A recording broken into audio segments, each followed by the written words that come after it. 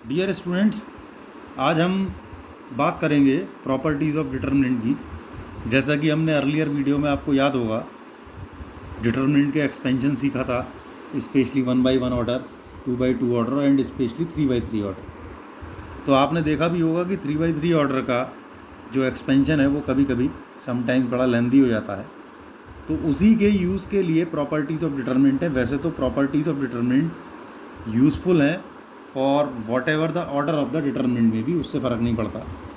लेकिन here we shall use all these property specially for order 3/3, क्योंकि 3/3 सबसे बड़ा ऑर्डर है जो हमारे कोर्स में है और उसी की प्रॉब्लम थोड़ी लेंदी होती हैं, तो वहाँ डिटर्मिनेंट के सिंप्लीफिकेशन के लिए इनकी ज़रूरत पड़ती है। अब बगैर समय ख़राब करते हुए हम पहली प्रॉपर्टी की तरफ बढ़ते हैं, which is the value of the determinant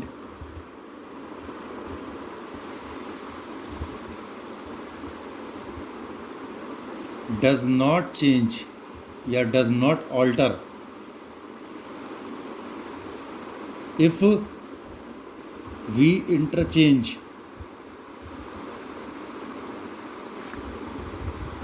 rows into columns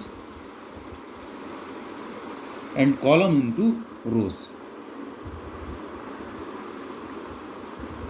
meaning, property समझने के लिए let me consider an example. Suppose मैंने एक डिटर्मिनेंट ले लिया, उसमें कोई भी एलिमेंट है a B c p q r x y z, 3/3 order मैंने एग्जांपल लिया है।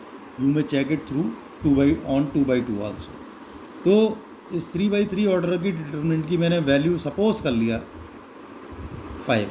तो उसका कहना ये है कि अगर मैं रो और कॉलम की इंटरचेंजिंग करूं, यानी कि ये टर्म हमने पहले भी पढ़ी थी, अगर मैं इस डिटर्मिनेंट का ट्रांसपोज ले लूँ तो ए बी सी अब मैंने लिख दिए R1 से C1 में, पी क्यू आर मैंने लिख दिए और एक्स वाई जेड मैंने लिख दिए।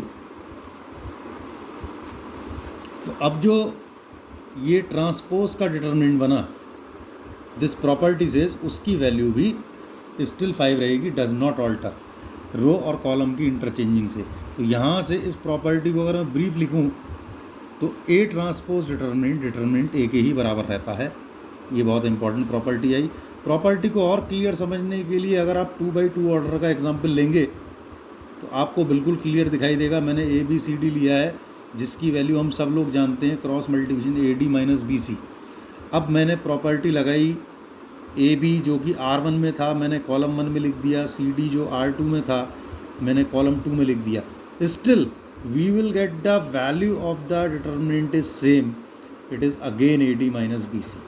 तो 2/2 से हमें वो चीज़ साफ दिखाई भी देती है जो 3/3 में दिखाई नहीं देती है। Come to the next property, property number 2, जिसमें वो बोलता है the value of the determinant changes in its sign only.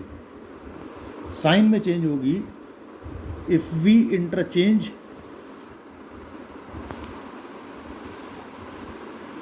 any two rows or any two columns. Example फिर देखें। Suppose we have determinant a and let the value of this determinant be 5।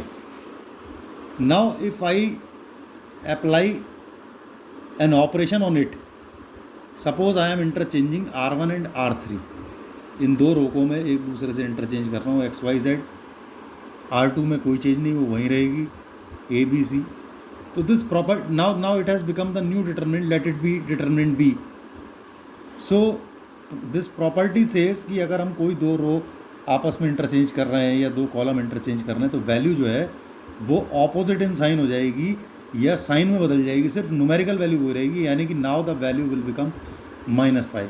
कहने का meaning ये कि अगर पहले value -5 थी, now it will become +5। Now we move forward to our next property, property number 3। और मैं सीधे सीधे बोलने के साथ साथ उसके एग्जाम्पल लिख दूंगा, आपको खुद ही क्लियर हो जाएगा कि अगर हमारे पास डिटर्मिनेंट की कोई भी एक रो या डिटर्मिनेंट में कोई भी एक कॉलम कंप्लीटली ज़ीरो है, या डिटर्मिनेंट की कोई भी दो रो, ये देख सकते हैं यहाँ R1 R2 आइडेंटिकल, या कोई दो कॉलम आइडेंटिकल हैं, और आइडेंटिकल भी ABC मतलब ABC, ABC और BAC वो आइडेंटिकल काउंट नहीं होंगे। A के सामने A, B के सामने B, C के सामने C होना चाहिए। अगर डिटर्मिनेंट की कोई भी एक रो या एक कॉलम कंप्लीटली ज़ीरो रो या कंप्लीटली ज़ीरो कॉलम है, और या फिर डिटर्मिनेंट के कोई भी दो रो, जैसे कि यहाँ R1 R2, यहाँ कोई दो कॉलम जैसे कि यहाँ C1 C3, ये आइडेंटिकल हैं, तो इन सारी सिचुएशन में डिटर्मिनेंट की वैल्यू ज़ीरो होती है। Very important property. इन दोनों को तो आप डायरेक्टली भी समझ सकते हैं। इनकी वैल्यू ज़ीरो होने के पीछे रीज़न ये है कि यहाँ पर आप देख सकते हैं, हमने पढ़ी थी प्रॉपर्टी की डिटर्मिनेंट को किसी भी रो, एक रो या एक कॉलम के थ्रू एक्सपेंड करें तो डिटर्मिनेंट की वैल्यू पर फ़र्क नहीं पड़ता है। तो if we go through for the expansion of this determinant और this determinant respectively while we are expanding them, this one with the help of row 1 and this one with the help of column 2, so definitely we will get the value is 0. यहाँ जो concept है, यहाँ concept आपके सामने है, इनके जो minor वाली टर्म है उनके ज़ीरो होने का। सपोज़ मैं डिटर्मिनेंट को R3 के थ्रू एक्सपेंड करता हूँ, आप यहीं पर नोटिस करें, तो पहले आएगा एलिमेंट A, उसके रो कॉलम डिलीट करने के बाद वी विल गेट YZ।